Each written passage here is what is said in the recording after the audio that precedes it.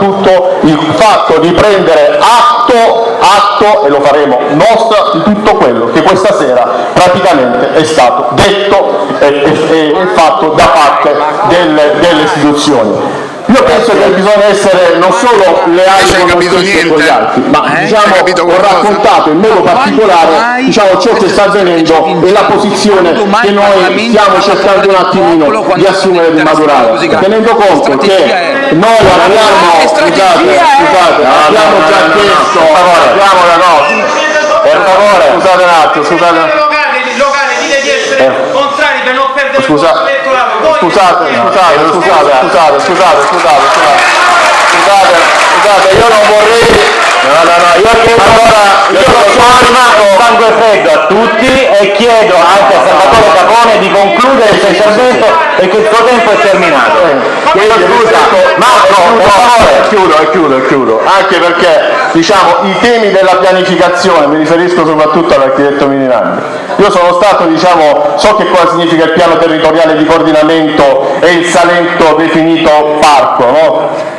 Perché l'ho fatto in parte anch'io, perché io ero assessore provinciale alla pianificazione territoriale e quindi so benissimo che cosa significa una infrastruttura seppur strategica all'interno di questo territorio, tant'è che questo l'ho già detto che metteremo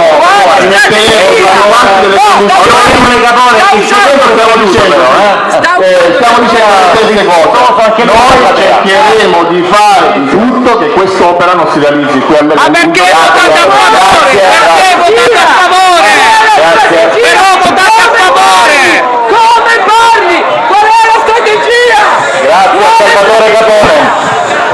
Ma come parla?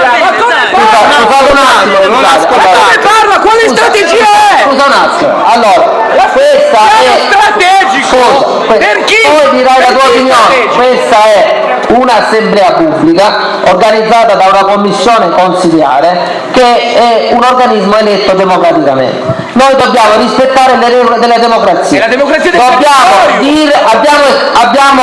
abbiamo illustrato il progetto, abbiamo detto quali sono le nostre controdeduzioni, i parlamentari e i politici che oggi sono presenti qua, che io ringrazio, sono i nostri rappresentanti, ci stanno dicendo qual è la situazione, lo stato dei lavori e quello che si può fare da questo momento in poi. Il progetto è stato presentato il 10 settembre 2013, non è stato approvato. Io l'unica cosa che voglio dire è che dobbiamo cercare di saper ascoltare, perché non tutti conoscono le questioni di cui stiamo parlando per potersi fare un'idea.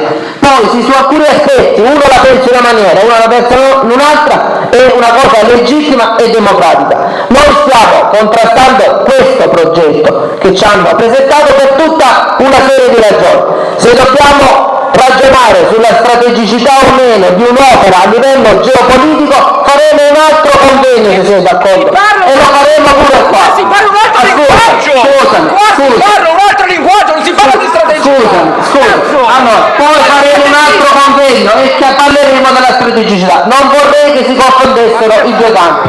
Io volevo pure dire che i rappresentanti istituzionali che oggi hanno accettato di venire qui, perché ci devono dire, e sta anche qui l'assessore Capone della Regione Puglia, che cosa si può fare nella procedura. Il Salento è una parte dell'Italia, non è l'Italia, eppure noi amiamo questa terra, la consideriamo l'ombelico del mondo, come qualcuno diceva, però dobbiamo ragionare pure a un livello più ampio. Noi dobbiamo far capire dal Salento, grazie ai rappresentanti istituzionali, perché riteniamo quest'opera che è incompatibile con questo territorio. Per favore stiamo tranquilli, ci sarà spazio per le opinioni di tutti, ma un po' di educazione e ascolteremo quello che ci sta da dire.